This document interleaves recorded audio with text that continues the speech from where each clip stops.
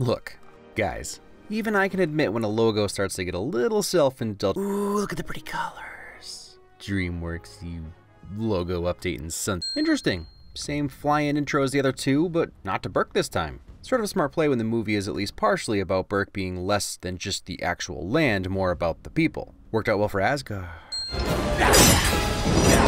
I don't think I mentioned in 2 how amazing and perfect Hiccup's sword is for him. Enemies assume it's a sword even though it's basically just an ovoid rod to contain the fire. It's never going to cut anyone, but it's great at freaking people out, parrying, and when Hiccup guides his opponent's weapon between the rods, he can disarm them easily. All defensive and showmanship, which is very Hiccup. Anyone can swing a sharp sword. He invented something mostly harmless because that's who he is. Also, badass good guy. Early one. Everyone has awesome new dragon scale armor, and if you're paying attention, you probably noticed they all have helmets modeled after their respective dragons. Making new friends. I upset at least a couple people every time I bring up long takes in fully computer generated scenes or movies, but I'm gonna keep doing it. 50 seconds with the camera spinning around following the action from character to character, and starts and ends on Astrid. It's no small feat. 1,000 plus frames with no cut is impressive and engaging. Brings you into the scene as a participant whether you notice the wonder or not. You always have my back, bud. We get a clear precedent that the kids need the dragons to succeed and would all be dead without them. To the point that they probably aren't that worried because they know the dragons will take care of them. Flying on dragons, skimming the water will never get old. This is Burke. He still managed to get that line in after all. But this time it's not to us, it's to the new dragons. Right away we can easily see that Burke is way overcrowded, which is a solid reason to find a new home. Please, call me Valka. It has been a year. Encourage-exposition. Nailed it. And even more reasons to leave. I'm just saying I've got enough to be sad about. I don't need to miss perfectly suitable Burke as well. Shaken but otherwise healthy. Now. Yeah, that's Hypnotoad, and apparently Gobber is the only one who realizes it. She's awesome. Yes, she is. Kate Blanchett is always a win. Flying palanquin? That's pretty sweet. We get to marvel at another inventor, but also feel icky because of how he treats his dragons. A year since Dragos did. How to make dragons more terrifying. So they essentially snuck 3D Rich Sanchez into this movie and voiced him with 80-year-old F. Murray Abraham. And all I can think is, yes, more of this. Seriously, he's a distinct villain, is more of a Moriarty than anything else. They make it seem like he's just an insane shot with a crossbow and knows exactly where to kill the dragon. But we find out it's just a tranquilizer later, lending to him being more of a Hiccup antithesis.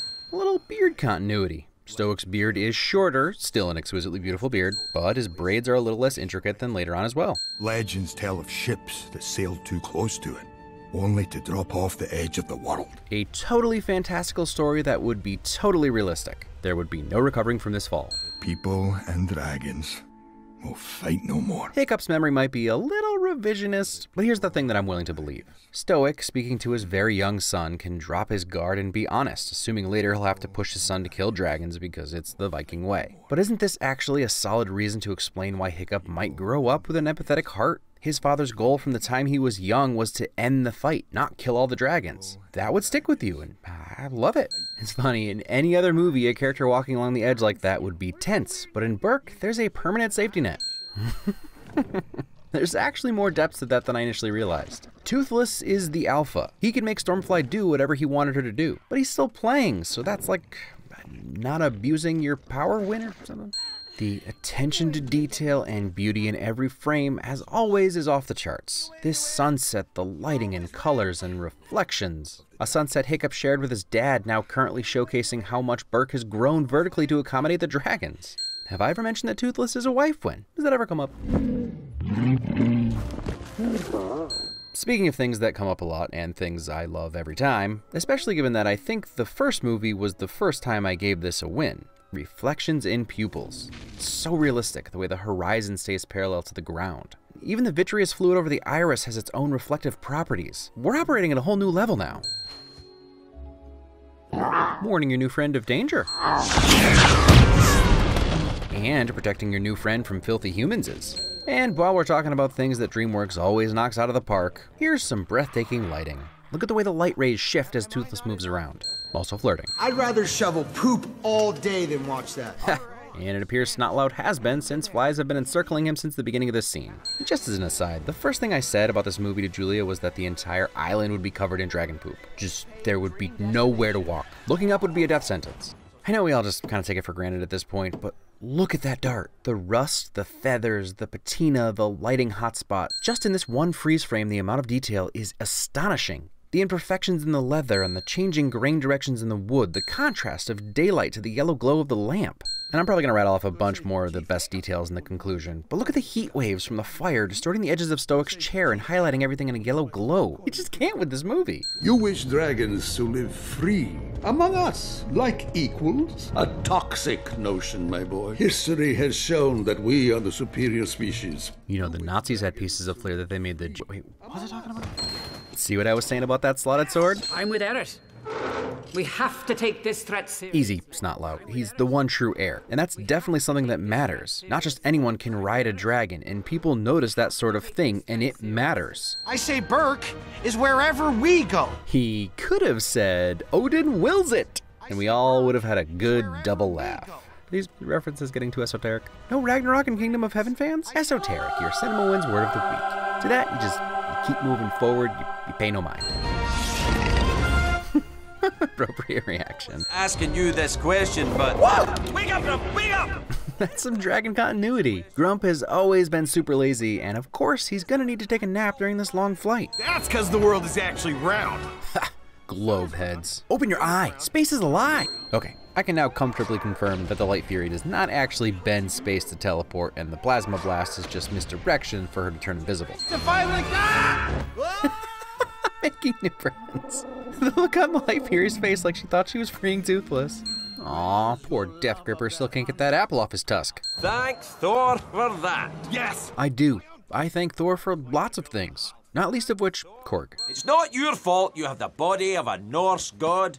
I, myself, have the same problem. Is it still too early for spoilers? Gobber does have the same problem as a particular Norse god. Who died and made you chief? Ah, classic dead dad joke. Sleeping with his favorite chew toy. Also, the most unbelievable thing in a movie about Vikings with dragon friends is that Hiccup would have any room on that bed. 30-pound dogs take up more space than most humans.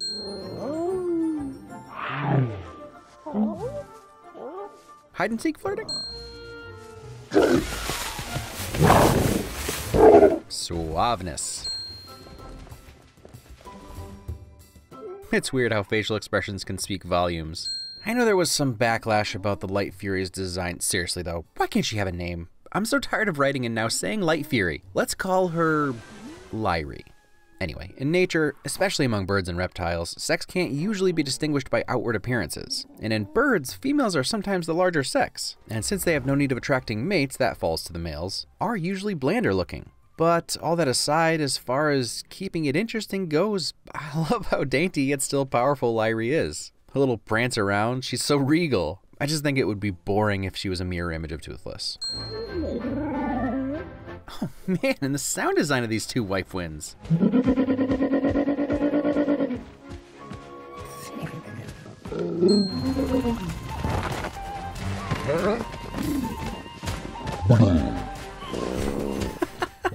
Gorgeous.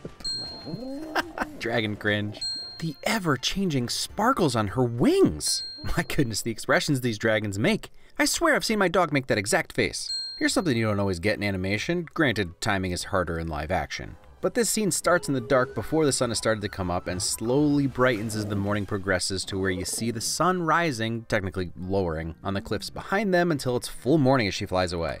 In an inferior movie, this conflict could have been used for forced, well, conflict. Toothless is mad he can't fly alone, so Hiccup could have refused to build him a new tail or even pretended like it wasn't possible. But no, he loves Toothless, so the moment he realizes his best friend is in pain, he starts working on it. True love. Yes, there's also the side goal of getting Lyrie to stay, but that's also about Toothless's happiness.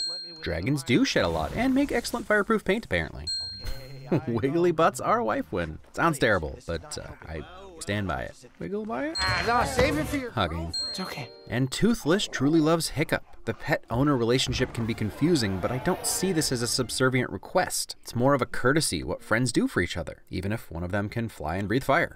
Looks like Valka forgot about the the trappers, and how she could literally be flying 100 feet higher. But what's funny is that it actually does make sense here. For one, it's not like dragons have altimeters, and two, it's clearly an overcast, foggy day, so she wouldn't have been able to see anything from much higher. Other people flying dragons on clear days have more so. Just when you think they've said everything they needed to say or could say about flying in the other two movies, this one just about blows it out of the water, at least technically. A testament to the digital artists and animators that we spend over 3 minutes just flying above and in the clouds with these two getting to know each other. Watching the wind whip against Lyri's wings, giving us the feeling of weight and tangibility while the sound design sells every wing flap and air burst. Incredible. Incredible. By Thor, I think he's got it.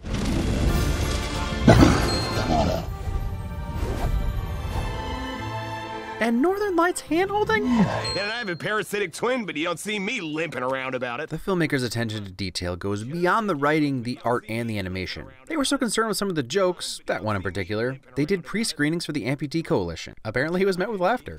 Man, Hiccup has really upgraded his gliding wings, which are basically just plain flying wings now. He does flap. So they're like Zeitgeist with less wood chipper. Oh, and it ignites itself. Xenomorphs, but less cuddly. One of them stranded on some glacier somewhere. Even the baby dragon is backing away from Rough Nut. And let's give Kristen Wiig a heaping of wins for this monologue, specifically designed to be unlikable. That line between queasy and awe. Your jaw's down, but you close it quickly to avoid potential embarrassment. And what is this, live action? Non-human realism has reached new levels.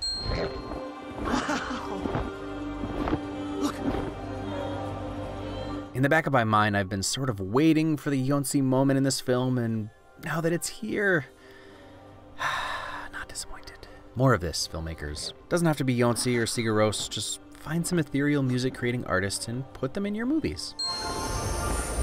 And the bioluminescent blacklight effect? The idea that this is where dragons actually belong, where they've likely evolved, and where you can see their true colors untouched by the sun. These movies never cease to, for a lack of a non-cliche, capture my imagination as a person in his 30s. The score, the colors, the soaring. This cave is resplendent. Is this like the dragon equivalent of a trampoline park? If so, sign me up and teach me to fly and find a hidden world. Is that another Light Fury? A Lyri 2.0, if you will? Are we ignoring that there's more than one? Oh man, and Drago's Bewilderbeast. And more Light Furies. I guess it makes sense if Grimlow only cared about hunting and killing Night Furies. Love. Finally figured that whole courtship thing out. Sometimes it hurts, but in the end, there's no greater gift than love. Words to live by. I'm a stoic. But realizing his father's words apply to more than just a significant other, everyone you love in every different way, is the real lesson for Hiccup. They could totally take him. Not with her life on the line. Self, or at least personal sacrifice. The other movies toyed with the idea of the dragon's sentience, but it's pretty clear in this movie, which is an interesting progression. I like that this annoyed face, or depressed even, from Toothless isn't just that his master made him leave. Toothless was forced to choose between saving Hiccup or staying with his new flock? Murder of dragons? Anyway, he chose Hiccup because he loves Hiccup, but he can still be upset. And then he goes through a bunch of other emotions in this conversation. Melancholy happiness when Hiccup says he should go back and be with Lyri, but that Hiccup can't go. It's all perfect and sets up the higher thinking that happens here with Grimmel. Again, Toothless has to make choices. Sorry, Hiccup, but bros before female dragons only apply until you meet the one. Satisfying callback to their all but failure in the beginning with their dragons saving their butts. They're finally working as a team and not relying on their dragons. It's that easy, Rhaegal. That easy. Love teamwork. That is no less terrifying in slow motion. Framing censoring. That's his helmet flying off after being stepped on. Is that like a dragon juke? Applying the lessons from your GF. Save him. Self-sacrifice for his best friend. My goodness, these movies make it hard to swallow. And these aren't tears, my eyes are sweaty. Saving your BF's BFF. And this theme. The only fault of this movie is not using it more. But the sparing usage is like a deep sigh after the tension of this finale. Lead them to the hidden world. You'll be safe there. And just in case it feels all too neatly wrapped up with no explanation, it's really that simple. But also the people of Berk will be safer. After they tamed the dragons, the only reason they weren't safe is because everyone wanted their dragons. Go, Toothless. Go. Also, really appreciate the lack of a White Fang goodbye. Aww, ending their partnership the inverse of the way it began. Okay, maybe it's reading into it too much, but there are theories about Gobber from things he said in the last movie, and DreamWorks could have easily capitalized on some easy representation. But allowing him to stay questioning, or hidden, if you will, feels respectful of people in that situation, and in a way is a representation of a large group of people. I don't know. I'll happily listen to other people's opinions with first-hand knowledge. Stuffed fish meat. Before we transition to something epic and beautiful, let's just appreciate the peach fuzz that's been blowing in the wind and lighting up in the sun this whole movie. There were dragons when I was a boy. And if you have trouble, just imagine dragons. Stop it. The real win is that that's the first line of the book series. Now that's a beautiful beard win. Oh, I thought I was done crying. Baby Night and Light Furies are clearly wife wins. Nightlights! Oh, that quick moment where you see his pupils dilate once he recognizes Hiccup. No hesitation, not just a simple head touch this time, a reunion of best friends. Also hugging.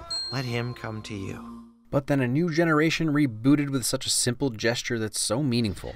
Wait, if you can't get a pure black Night Fury from these two, this means that there had to have been black female Night Furies. So that pretty much fixes the whole she's too feminine looking issue. She's a different species. When dragons can return in peace. You know, one of the first things I said in How to Train Your Dragon was that my niece was really sad when she found out she couldn't have a pet dragon. But hey, who knows? Maybe we'll be ready for them to come back soon. I need to try things and be on my own. One more incredible Yonsei song over the credits and all the relationship building throughout the series.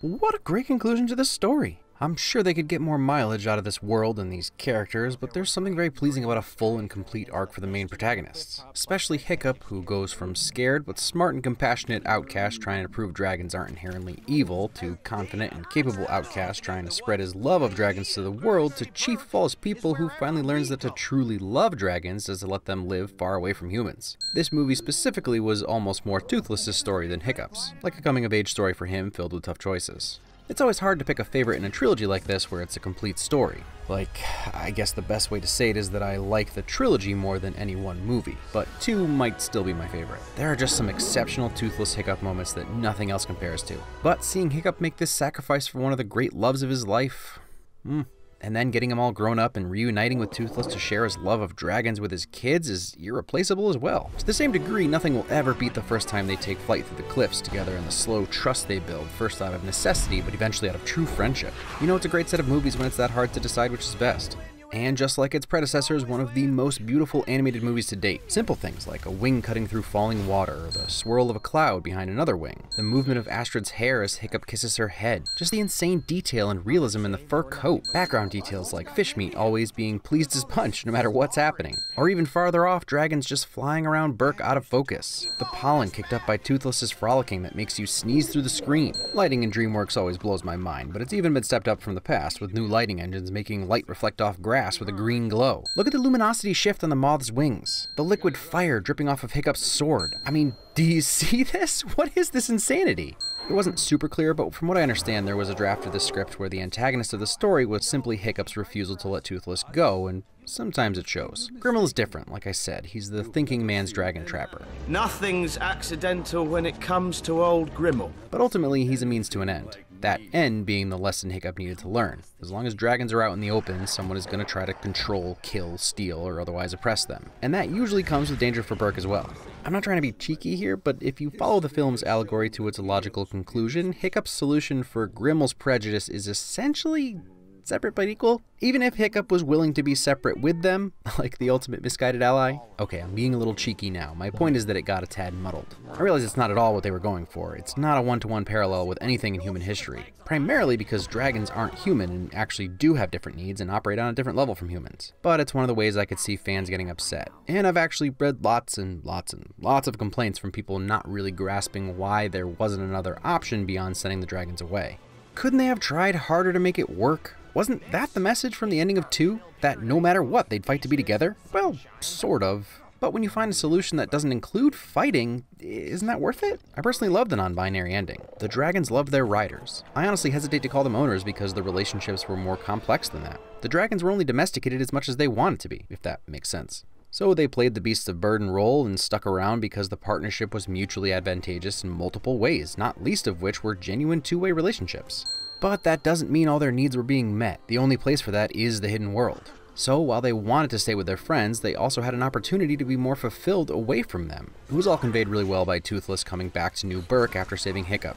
He had a few options. Let him die, which he wouldn't do because he loves him. Save him and drop him off at New Burke to then return. Save him and keep him there as his new pet. But he made the sacrifice and did what was best for Hiccup. Not out of duty, but friendship, or at worst loyalty to the foundation of their relationship.